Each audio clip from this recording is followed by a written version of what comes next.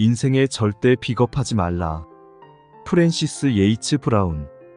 대략 10년 전 어느 날 오후 프랜시스 예이츠 브라운이라는 호리호리하고 진지한 얼굴의 젊은 영국인이 포리스트 힐스에 있는 나의 집을 찾아와 벽난로 앞에 앉아서 대화를 나누었다. 그는 동양의 신비롭고 전설적인 땅에서 겪은 모험 이야기를 들려주며 몇 시간 동안 넋을 잃게 만들었다. 당시 그는 39이었다. 19 이래로 수많은 전장에서 죽음을 보아왔으니 모험 가득한 생활을 20년이나 해온 것이다. 예이츠 브라운은 바그다드와 콘스탄티노플에서는 전쟁 포로로 심한 고생을 겪었다. 메소포타미아의 맹렬하게 뜨거운 사막 모래에서는 튀르키예인과 싸웠고 플랑드르의 진창 벌판에서는 독일군과 싸웠다. 피비린내 나는 시절이라는 책을 펴내기도 했지만 나는 그를 아라비아의 로런스처럼 싸움보다 시와 철학에 더 관심 있는 목소리가 조용하고 부드러운 영국 신사라고 생각했다.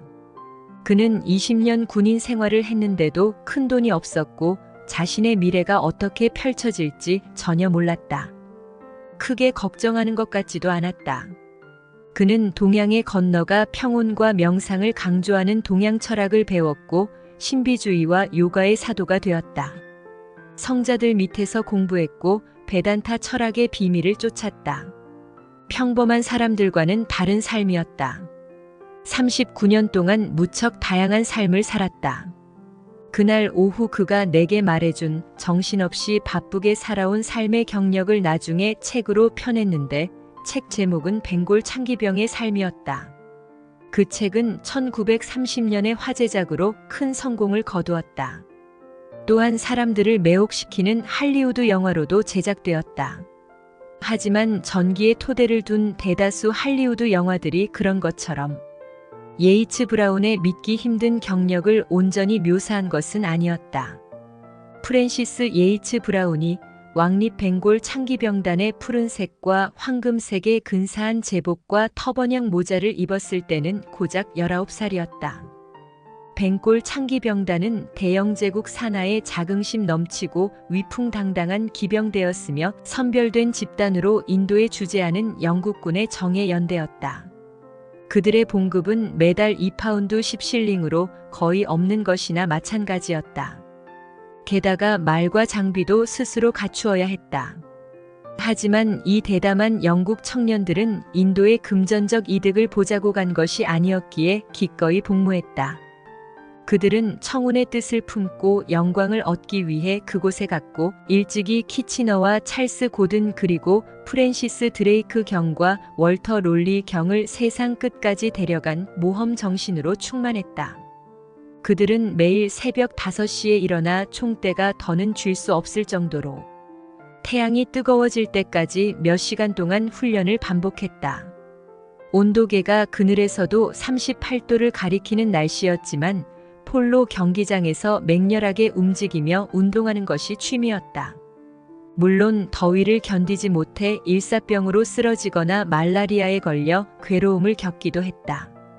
예이츠 브라운은 인도 전역에서 가장 위험하면서도 짜릿한 스포츠는 돼지 찌르기라고 말했다. 관목이 우거진 숲과 고르지 않은 바위가 즐비한 지역에서 끝에 창이 붙어있는 대나무 막대만 들고 멧돼지를 사냥하는 스포츠였다. 세상에서 상처 입은 멧돼지만큼 포악한 동물은 없다. 분노로 발끈한 140kg의 짐승은 여우만큼 교활하고 사자만큼 용맹하며 기병대의 말만큼 재빨랐다. 어떤 이가 극도로 날카로운 엄니의 공격 범위 안에 들어간다면 거의 죽는다고 보아야 했다. 나는 예이츠 브라운에게 가까스로 죽음에서 벗어난 경험을 들려달라고 청했다. 그는 돼지 찌르기를 하러 나간 어느 날 아찔한 일이 벌어졌다고 말했다. 그와 동료들은 관목 사이에서 커다란 멧돼지를 쫓아냈다. 흉포한 돼지는 들판을 가로질러 달렸고 거대한 엄니는 햇빛을 받아 반짝거렸다. 폴로용 조랑말에 탄 예이츠 브라운은 맹렬히 돼지를 추격했다. 돼지의 등에 창을 꽂았고 조랑말은 휘청거렸다. 그는 꽥꽥거리는 돼지 비명과 힝힝하는 말 울음소리 속에서 말과 돼지와 서로 뒤엉켜 한 덩어리가 되었다. 예이츠 브라운은 공중으로 마구 발을 차대는 말 밑에 깔려 움직일 수가 없었다. 등에 창을 꽂고 있는 돼지는 어떻게든 일어나려고 바르작거렸다. 말은 거친 숨을 몰아쉬었다. 그는 가까스로 멧돼지를 몸에서 떼어내고 일어나 가장 가까운 나무로 전속력으로 달려갔다. 그러고는 나무 위에 걸터앉아 구조대가 나타날 때까지 기다렸다. 이빨이 하나 빠졌고 엄지손가락을 접질렸으며 머리부터 발까지 살이 멍들고 찢어졌다. 돼지는 상처를 이겨내지 못하고 죽었다. 이 와중에 조랑말은 동양인 특유의 서두르지 않는 느긋한 태도를 보이며 한가롭게 야금야금 풀을 뜯었다. 예이츠 브라운의 경력에서 가장 기묘했던 에피소드는 그가 여자로 변장한 일이다. 그는 메소포타미아에서 튀르키예인과 싸우던 중에 포로로 잡혔었다. 그 후 콘스탄티노플의 벌레가 우글거리는 감방에서 간신히 탈출했지만 도시를 빠져나가지는 못했다. 튀르키예 당국은 그를 찾느라 혈안이 되었다. 그러나 도시의 카페에서 러시아 왕자와 만나곤 했던 독일인 가정교사는 전혀 의심하지 않았다. 러시아 왕자 역시 당국의 감시 대상이었지만 남녀를 엄격히 구분하는 튀르키예인들은 서양 남녀의 연애 사업에 끼어들 생각은 전혀 없었다. 예이츠 브라운은 책 넓은 여자 모자를 쓰고 검은 여우 털을 어깨에 두른 채로 손에는 머프를 착용하고 완벽하게 독일인 여자 가정교사처럼 치장했다. 그리고 짧고 빠른 걸음으로 카페로 들어서자 러시아 왕자는 벌떡 일어나 정중하게 모자를 벗으며 인사하고 손에 입을 맞추었다. 튀르키예 형사들은 그 광경을 보고서 한심한 남녀라는 듯 서로 보고 웃으며 어깨를 한번 으쓱했다. 어쨌든 비록 감시를 받는 몸이라 해도 러시아 왕자는 약간의 연애를 즐길 권리를 존중받았던 것이다. 그는 마드모아젤 조세핀으로 변장해서 튀르키예 국외로 나가려다 실패했다. 곧 그는 또 다른 사람으로 변신했다. 하룻밤 사이에 성별과 국적을 바꾸어 군수 공장에서 실직한 헝가리인 정비공이 되었다. 끝을 올린 가는 콧수염에 중절모를 착용하고 금속태 안경을 썼으며 얼룩이 묻은 흰 조끼를 입고 옆에 고무밴드가 달린 신발을 신었다. 사실 삼류 코미디언처럼 보였지만 튀르키예인들은 예이츠 브라운을 진짜 정비공으로 믿었다. 그렇지만 결국에는 튀르키예인들에게 붙잡혀 그는 다시 감옥에 갇혔다. 그래도 포기하지 않았다. 다시 한번 교도소 정원에서 저녁을 먹은 그리스인 무리 중 한 사람으로 위장해 감옥을 탈출했다.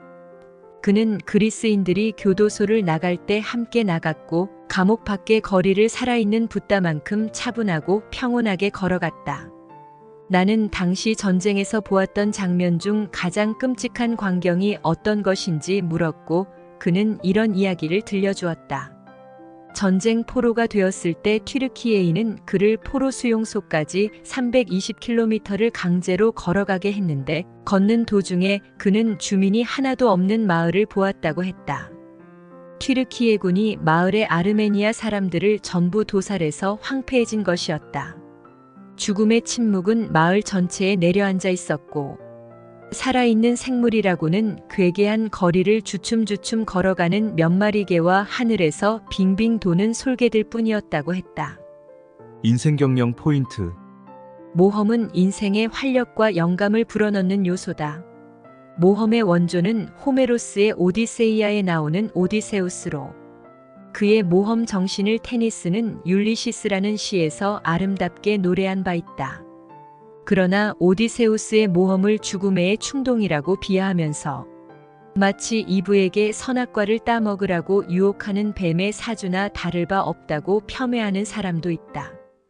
이런 해석이 나오는 것은 모험에 필연적으로 죽음이 수반되기 때문일 것이다. 사실 영국 군인이자 작가였던 예이츠 브라운이 멧돼지와 벌인 싸움은 죽음의 투우를 연상시키기도 한다. 평생 투우를 사랑한 소설가 해밍웨이가 투우장의 현장 보고서인 오후의 죽음에서 진정한 투우사를 정의한 구절을 음미해보면 모험의 본질이 무엇인지 유추할 수 있다. 투우는 예술가가 죽음의 위험 속에 빠져있는 예술이자 연기가 뛰어난 정도에 따라 투우사의 명예가 결정되는 예술이다. 명예의 본질은 죽음이라는 위험 앞에서 비겁함을 드러내지 않는 것이다. 자신이 가고자 하는 곳으로 움직이는 일에 머뭇거림이나 어떠한 핑계가 없는 것, 그것이 모험 정신의 본질인 셈이다. 이때 위험이 크면 클수록 모험은 더 짜릿하고 보람도 더 크다. 이를테면 죽음을 무릅쓰고 에베레스트 12좌를 완등한 등반이는 얼마나 멋진가. 언제 파도에 삼켜져 죽을지도 모르는 오대양을 요트 하나로 횡단한 사람은 얼마나 대담한가. 마찬가지로 장래가 안전한 대기업을 그만두고 자기만의 스타트업 회사를 차린 청년의 모험 정신도 인생의 본질을 시사한다. 바로 도전해야만 새로운 기회가 열린다는 사실이다. 다그칠 줄 아는 용기도 필요하다.